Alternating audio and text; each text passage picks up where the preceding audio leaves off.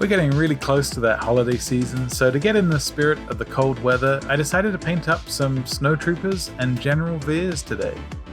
Normally I don't try to do a whole box in one episode, but these guys came together super nice and they share a lot of similar colors. You can find these miniatures in the Maximum Firepower Squad Pack. I'm starting off by snipping out the pieces from the sprue, and then I'm assembling the pieces together using a plastic glue. I find that plastic glue works really good for the models themselves, and then I typically like to super glue them onto the base. And then once those are dry, I'm then priming everybody with a white prime. Normally I do a zenithal highlight, but because these guys are mostly white, I'm just going straight white across the board. And then I'm starting off with a wash. This is Coelia Green Shade, Lamium Medium, and Nuln Oil mixed together. And really I've focused heavily on the Lamium because that's kind of your transparency. And I'm looking to make kind of a very light grey-green wash. I'm not looking to kind of flood the miniature. I still want some white to show through. I just want to shade some of the areas and help create some contrast. And next up, we're using some deck tan, and we're going to be applying this to all of the fabric sections of the Snowtroopers. So the pouches, the cape, and the pants as well. I'm making sure I get fairly even coverage all the way around, so I may end up doing 2 coats of this, but I'm just making sure that I'm trying to be as accurate as possible and not to overspill onto the armor sections that we've already got washed. And then it's time for another shade. So this is Seraphim Sepia and Lamium Medium. And just like before, this is mainly the medium with a couple drops of the wash in it. And I'm just looking to get, again, a very subtle wash just over all of the fabric sections that we've just painted up. I'm letting it sink down and get into all those recesses, but still on the upper sections have the deck tan showing through. Some of the more difficult sections are under the cape, for example, so if you need to, you could break them off the base and then re-glue them back down once you're happy with it. Once those washes are dry, we're then going to move on to highlighting. So we're going to go back to that original deck tan and just start to build up those highlights on the fabric. I'm not looking to completely cover the work I've already done, so I'm really just focusing on the upturned areas of the sculpt. So anything facing upwards. I'm also making sure that if there's any kind of creases in the fabric, I'm leaving that in the original wash. And then for some of the bigger sections, like the cape itself, I'm just kind of feathering the brush downwards. I'm not trying to cover the whole thing back into deck tan. I'm kind of getting a cloth appearance, almost like a cloth texture. But then I'm still leaving some patches of that original deck tan and the wash just at the very bottom of the cloth. And then I'm just slowly going around and just making sure that at least everything has a highlight on it. And then I'm going to mix in just a little bit of white and use this for the highest highlight on the cloth sections. So anywhere there's a hard edge, I'm just using the edge of my brush just to catch that and create a small highlight. Here I'm using the pure bold titanium white, and I'm using this for a highlight on the armor sections. I really like the way the gradient has formed on the chest armor, and so I don't want to ruin that by, again, covering that up. So I'm just restricting myself to using the white purely for the edges and any of the small details on the chest itself. I'm just using the edge of the brush and just carefully making my way around the miniature. Here I'm using Black Templar. This is a contrast paint, and I'm just letting that sink into the recesses in the eyes. I'm also using the same Black Templar for the rifles as well. And then a neutral grey, just to start filling in some of those details on the armor. You could, of course, also mix this up using just the black and the white. This is also my highlight for the rifle. Here's a bright neutral grey, which I'm also using for a ultimate highlight on the rifle. You can as well mix this up. You don't have to just use these paints. I just wanted something a little bit more consistent because I'm going to be doing this again for the other two snowtroopers. And then I'm using that same neutral grey for some of the smaller details on the backpack. Here I'm using Mephiston red and using this for all of these small red details on the chest armor and on the backpacks as well. I'm just using the edge of the brush and a very, very small amount of paint because I don't want to spill onto the white and have to correct that. So I'm just letting the brush just catch the sculpt and just applying it a couple of times until I'm happy with it. I'm going to be doing something a little different with the bases, but to begin with, I'm still using my favorite dark gray for the metallic colors.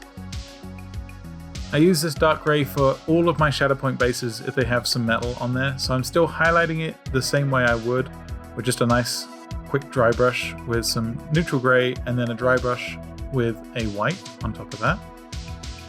And then you can't have snowtroopers without having some snow. So for that, I'm using Snowtex. This is a texture paint similar to like a Vallejo or an AK where they mix in mud and dirt and stuff, but this is something that I've just found from local hobby stores. I found it's a lot cheaper and you can get quite a lot of it. And so this has kind of become my go-to snow effect.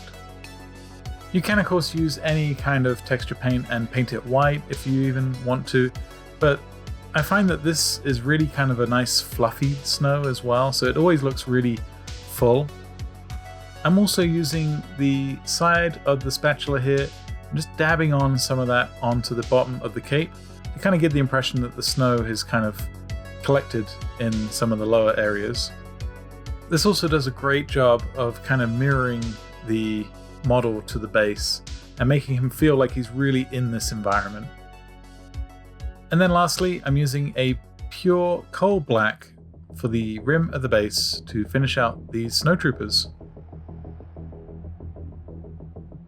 Next up, we are moving on to General Veers, and to begin with, I'm mixing up a field grey and a rainy grey, and I'm adding just a little bit of airbrush medium to help kind of smooth this out. And what I'm hoping to achieve is a fairly light grey with a touch of green to it. I'm using this for the base coat on his uniform, and you can kind of see that I've got the right color, but it's just a little bit too thin. So I'm going to end up doing 2 coats on this, and the second coat really did help fill in some of those patchier areas. I'm just taking my time and making sure that I get even coverage all the way around. Next up is Dark Green by AK. And this is kind of a nice forest green that I'm going to be using on his armor. You can see that I've worked from the inside out, so I started with the uniform, which is kind of the innermost part of the model that needs painting, and then starting to build up on top of that with some of the easier stuff like the armor on top. And then I decided to take that same wash that I used for the Snowtroopers armor and apply it to the uniform just to see what would happen. I'm quite happy with the way that this shaded, and you can kind of see it's given me a nice little bit of shadow, but not overshadowing the model and toning the whole thing too dark. I'm just making sure that I'm covering all of the established base coat that I've already got.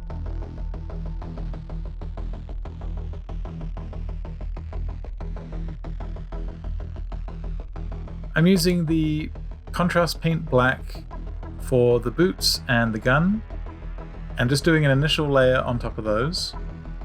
I will be doing some highlights on here, but this just helps give me a quick landscape of where the highlights are, as well as getting in all those little nooks and crannies. I'm also using the same paint for his belt, and then his gloves as well.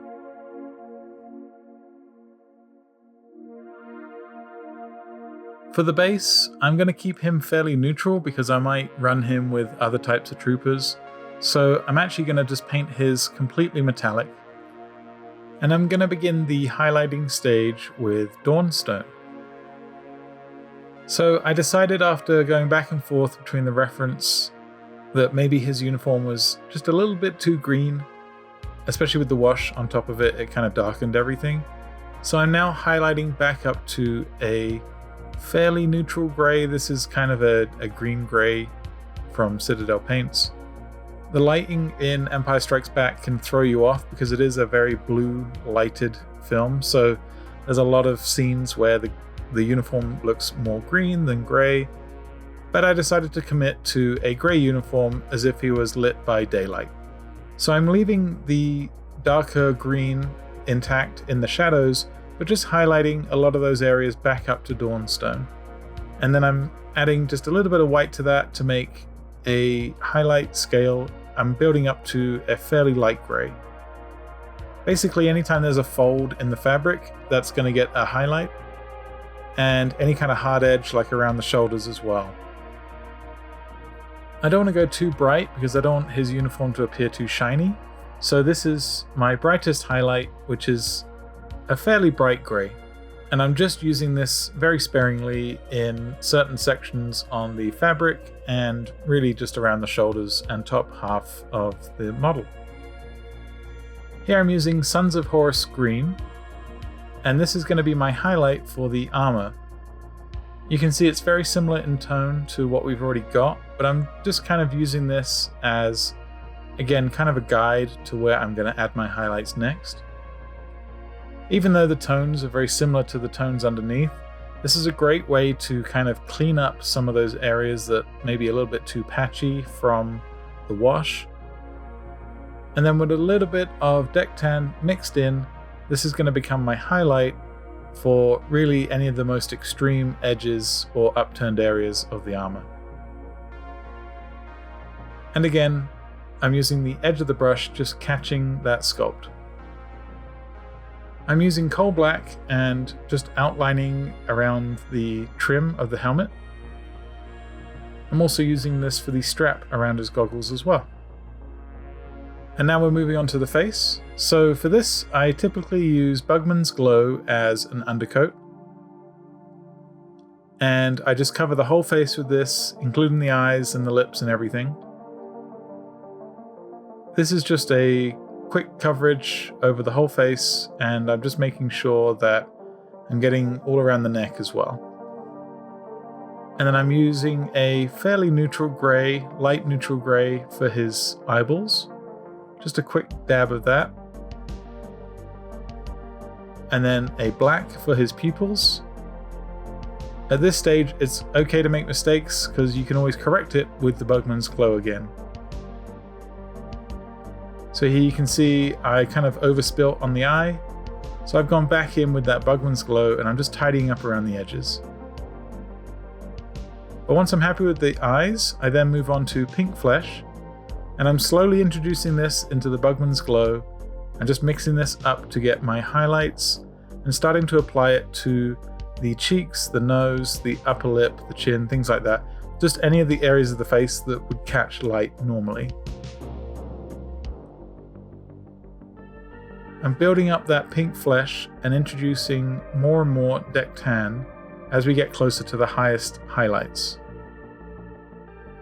Until eventually I just do a deck tan dab on the nose, the chin, and if I feel like it, just the edges of those cheeks as well. And that's my simple, quick and easy recipe for faces. And then carefully adding the strap around the chin with coal black. And I'm finishing out the helmet with a cultist cloak. I'm going to be using this for the goggles. I wanted to give them kind of a blue tint and just separate it out from a lot of the blacks on the miniature already. I'm going around and just adding these small details on the trim, like the buttons and the kind of greeblies on the belt. And then I'm using Caledor Sky for the blue on his rank. And then that same Mephiston red that I used for the Snowtroopers to finish this out. At this point, it just comes down to the detail work, just going around, checking my reference, and just making sure that everything is tidy.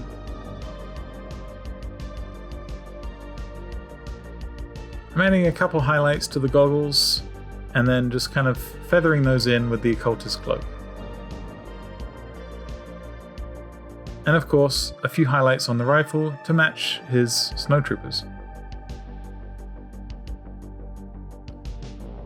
These are some very quick and loose highlights. This is just a simple grayscale that I've got mixed up on the palette, and I'm just adding some highlights to his boots just to make them look shiny. I'm starting off with kind of a dark grey, building up to a pure white. And then finally, dry brushing the base, as I normally do for all of my Shatterpoint miniatures, a neutral grey and then a bright white. There's a rebel symbol on the debris, so I decided to do this in red and make it look like it's scratched and damaged.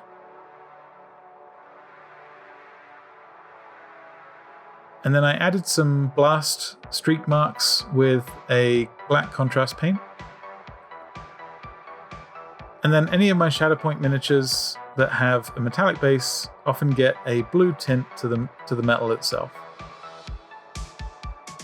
Well, Echo Base is in trouble because these guys look awesome. I'm really happy with the way they turned out. I wanted to do something snowy for Christmas and just was feeling kind of slightly festive but still in the Star Wars mood. So I decided to do these snowtroopers and I'm really happy with the results. I haven't painted these on such a big scale because I've done the Legion ones before but not the Shatterpoint ones. Also, knocking out a whole box feels awesome. I don't often do that because a lot of the different characters are quite involved and I just want to take my time on them, but to be able to paint all these in one hit felt great. As always, please let me know what you think down in the comments below. And if you do enjoy this content, feel free to like the video. That does really help out YouTube kind of circulate my stuff a little bit more. And subscribe if you haven't already because I do painting tutorials and challenges every week. Thank you so much for watching. I will see you all in the next one.